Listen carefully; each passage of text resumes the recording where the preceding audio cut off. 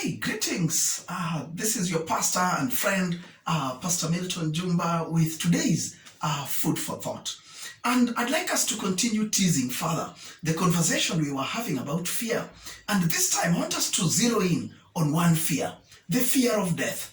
Mainly because this is probably something that has crossed our mind during this season when COVID struck and we started asking ourselves, what if I catch this thing? What if I die? Or maybe you started thinking about a significant other catching this thing and dying. And I want us to tease out, what is it that makes us afraid of this thing we call death? Mainly, it's because of the uncertainty of the destiny of where people go. There's nobody who's ever gone the other side, come back and told us, hey, this is what happened. Maybe the guys who were lucky are the guys who, after Lazarus was resurrected and the guy showed up and probably is the one who told people, hey, by the way, this is how that life after death looks like. But we don't have that benefit. And because we don't know what happens on the other side, because we don't know where we are going, because we don't know what our consequence will be, we hear about heaven and hell and things like that, we probably get afraid because we just don't know. Now, the thing is this, guys, I need us to understand something. When someone dies, what is it that actually dies?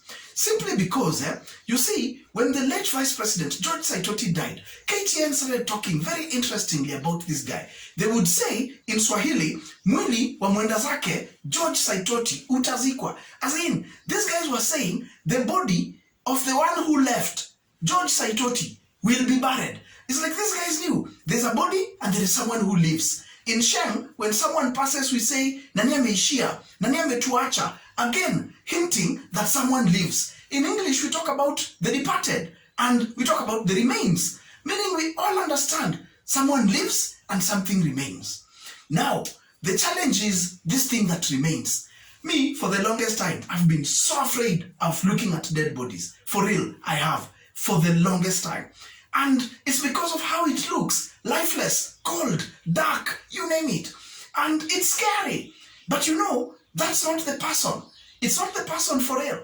The person whom we say left is actually the real person. If I say my hands, my eyes, my ears, my mouth, who's speaking? The person speaking is the guy who lives. Now, the big question about this guy who lives and the destiny where he goes to is dependent on one thing. What we all do about Jesus Christ. Because we all sinned, we fell short of God's glory, and God gave Jesus as a sacrifice for us to pay the penalty of our sin, to be the substitute of the wages of our sin, that is death, and his death was to free us and give us life eternal once we've believed in him. The challenge is, when we don't, then we know that where we are going to spend eternity is in damnation and without God in that space, what we call hell. But when we give our lives to Christ, when we actually acknowledge that he died in our space and therefore we live in his space, then we can tell where we'll spend eternity. And with that, we'll not be afraid of death. That's why the writer of Hebrews chapter 2 and verse 15 says that Jesus died so that those who are of the fear of death will no longer live in bondage.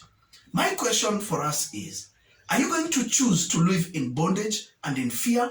Or are you going to actually take the sacrifice that Jesus made for you and for me and live in freedom with a guarantee of life assurance, of life after death? That is our food for thought. The choice is up to you.